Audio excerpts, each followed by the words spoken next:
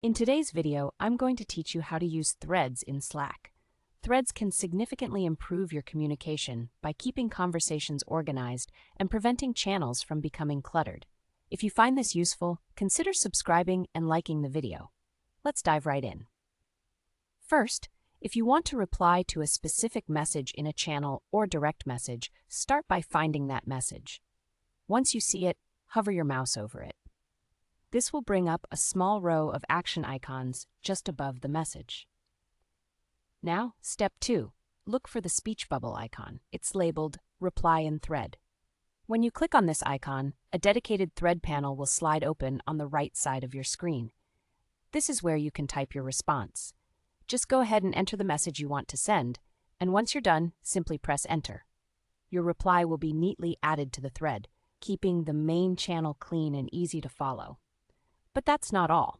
Threads make it easier for you to keep track of ongoing conversations, so you don't have to search through multiple channels to see if someone replied to you. And trust me, that can save you a lot of time. Let's talk about how to track your threads more efficiently. Look over to the left-hand sidebar of Slack. You should see an option labeled Threads near the top. Clicking on this will open your unified inbox, where you can view every threaded conversation you are involved in.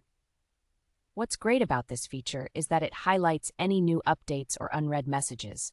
This way you can jump right back into where you left off without any fuss. So whether you're collaborating with your team on a project or just catching up on casual conversations, Threads will definitely streamline your Slack experience. Now, let's quickly review the steps we just covered. First, hover over a message to bring up the action icons. Click on the speech bubble icon to start a thread. Type your message in the thread panel that appears and hit Enter to send.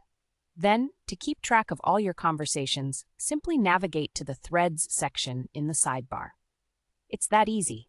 Using threads in Slack not only helps in organizing discussions, but also keeps your conversations focused. It reduces the chances of missing important updates, ensuring that communication flows smoothly without unnecessary distractions. I hope this walkthrough has cleared up any questions you may have had about using threads in Slack. It's a handy feature that enhances your productivity and keeps your conversations streamlined. Remember, mastering tools like Slack can make a significant difference in your teamwork efficiency.